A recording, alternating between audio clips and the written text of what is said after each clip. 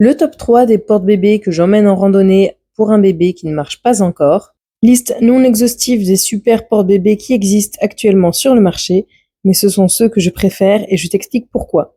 Premièrement, j'utilise beaucoup le Wanevo de chez Love & Carry parce qu'il a un tablier aéré, une petite pochette à zip et un pad très pratique, que ce soit en portage ventral pour les lombaires ou en portage dorsal pour ne pas scier le ventre.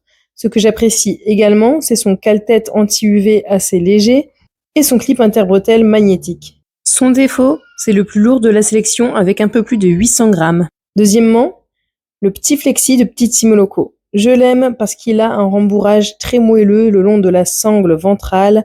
Il est très léger, très confortable, avec des bretelles vraiment moelleuses. Son cale-tête est super facile à mettre seul, même quand tu as bébé au dos.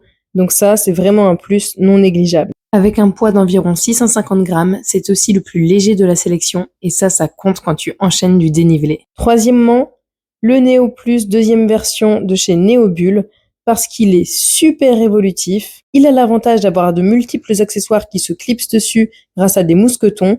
Il a des boucles plastiques, donc vraiment, j'adore l'utiliser avec le lange en vadrouille de Neobulle. C'est cette grosse banane avec un tapis à langer nomade qui s'installe sur le porte-bébé et qui est bien pratique quand tu veux porter des affaires et porter ton bébé. Mais c'est aussi lui qui va le plus loin en termes de taille de l'enfant porté. Je l'ai utilisé avec mon aîné jusqu'à 3 ans et demi, 4 ans sans aucun souci. Niveau poids, il se situe entre les deux autres avec 730 grammes et comme les deux autres, il possède un pad à la ceinture. Pour moi, c'est vraiment essentiel sur des randonnées à la journée pour le confort. Je randonne parfois aussi avec des écharpes de portage.